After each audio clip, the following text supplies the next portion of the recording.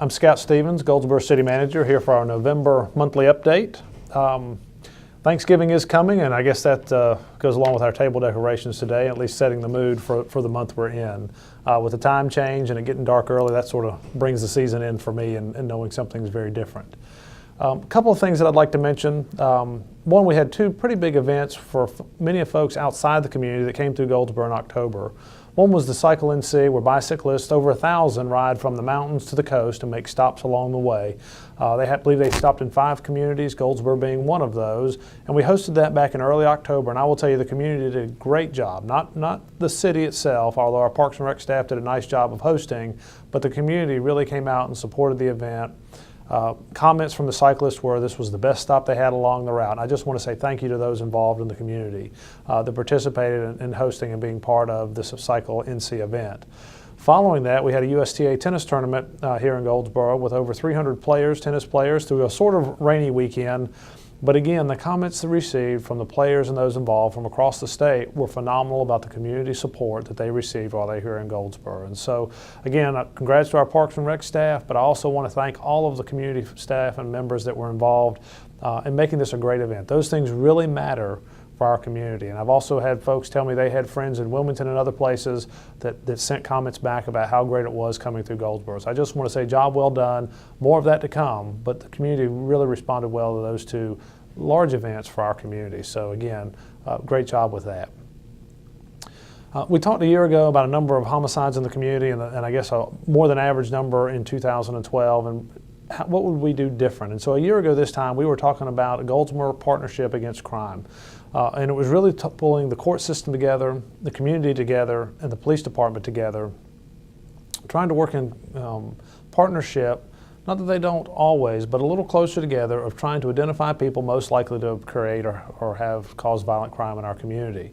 We modeled it after what's been going on in the city of High Point for almost 20 years, where in High Point they've called 1,000 of their worst offenders into a room, 15 or 20 at a time, and basically said, we love you, but we're not willing to put up with the violent acts that you've been causing this community and the concern. And so we're here to help if you'll make a decision from the community standpoint, but if you won't, we're here with law enforcement to help them prosecute you. So we have held 3 of these call-ins, and the success they had in High Point with over 1,000 people over this almost 20-year time frame is that 900 of them, or 90%, never had another violent offense.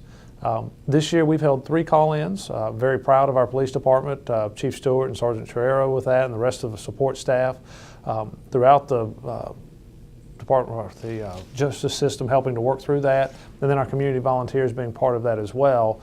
More to come next year, and I don't want to say that it's made a difference yet, but I do believe the initiative will have long-lasting results for Goldsboro and Wayne County, and I'm thankful to the commissioners, city council for funding that, as well as for our staff for moving forward with that.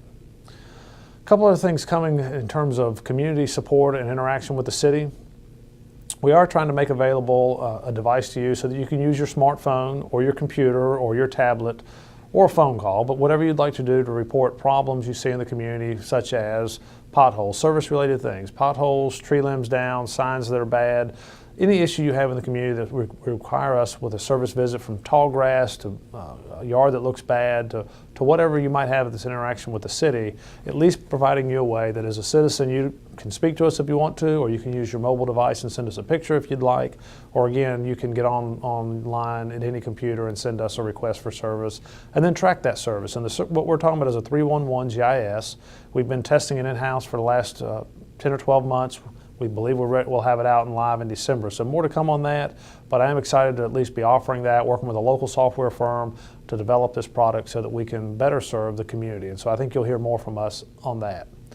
Along with the fall season that I mentioned is leaf collection. We do it all year, but I will tell you this time of year, as the trees start to drop leaves, our crews are out working, we do sometimes fall behind. So please be patient with us. We're not behind as of this date, but as we move through November and the leaf fall becomes heavier, we'll be there. But if you have questions, please don't hesitate to call us or Public Works if you want an update on where we are, but we're coming. And again, we appreciate your patience as our crews move around to collect the leaves that fall primarily through the month of November.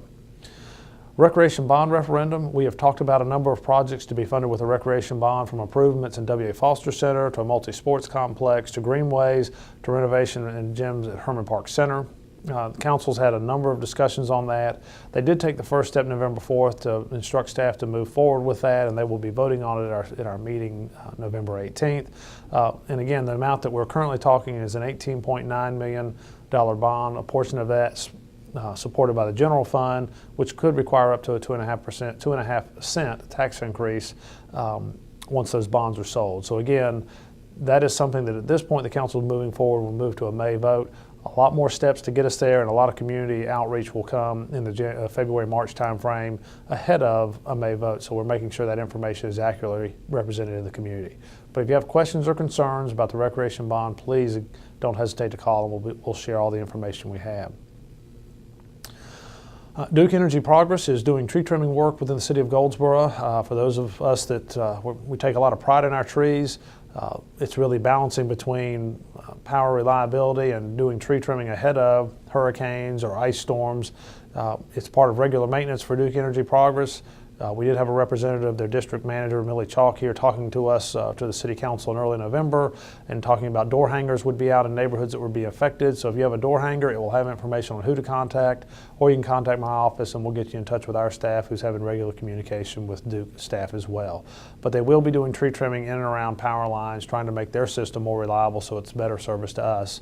In some instances, it's a lot of cutting on trees. In some instances, it's minor cutting, but it is necessary. And we do want to make sure, one, you understand why we're doing it and have the interaction with the arborist on their staff so that it's being done in the kindest manner to the tree. On our system, we've conducted on our sanitary sewer or gravity sewer system, we've been doing a lot of flow analysis, trying to figure out where rainfall and groundwater are getting into our sewer system. We have isolated that within a number of sub-basins within our collection system.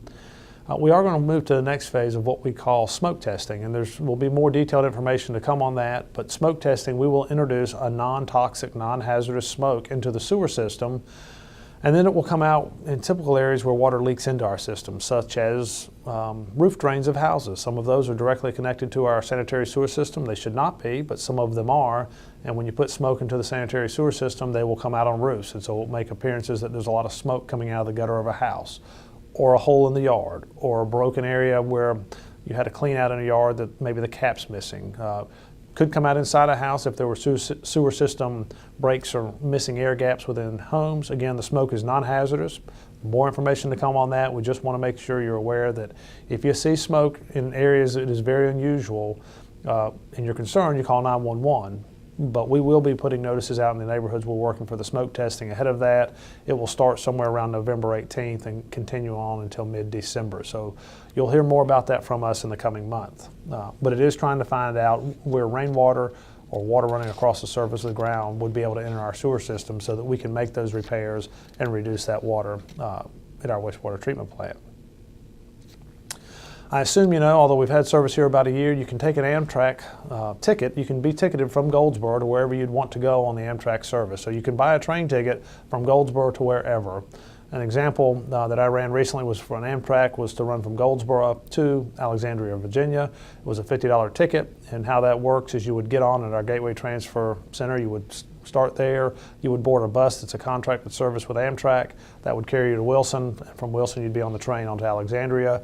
The schedule that I had picked for a November date, it left here at 2:30 and showed up or arrived in Alexandria before 9 p.m. So the same fare, whether you got on the bus here in Goldsboro or whether you got on the train in Wilson. So it was a $50 fare, one-way fare for that particular date. But you can go on the Amtrak's website, type in Goldsboro, and then check the fares if you have an interest in bus or train service anywhere within the country. So would encourage you to look at that, and I think that is a good service that Amtrak is providing to our community. We've discussed our F86 aircraft. It's been in a number of places in and around the community over the years. It currently resides outside of our main police and fire stations, just off of Center Street in downtown. The plane needs to be repainted, so we have entered into or talked with a number of vendors that could do that. The most likely and one that we have authorized moving it to is to work with the maintenance crew at Seymour Johnson Air Force Base, and they're going to do the repainting of the aircraft. We've got to coordinate movement of that aircraft, so you may see it moving from downtown to Seymour Johnson to be repainted and refurbished, and then we'll bring it back into the community. We are looking for a new location for it. We do have some future plans to expand our police department, and where the aircraft currently sits we feel is not the best location after our expansion. So we're talking about ideas and locations, but if you have a thought of why don't we move it here or there, please don't hesitate to call and share those with us, and we'll look into that location and see if it might be appropriate for that aircraft. But it does have history here in this community in terms of that type of aircraft was flown at Seymour Johnson many years ago, and we expect to maintain it. The council has approved and authorized us to refurbish that aircraft, and that should be happening somewhere in terms of leaving the site in the early December time frame, several months to refurbish it, and then we hope in the spring to have it set up in a new location. Our motto contest, we've talked about that for a number of months. I would encourage you, we had over 900 entries in June, most all of them good. The community reduced those, or the marketing committee reduced those to 21. The community voted on the top 21 and reduced it to 5.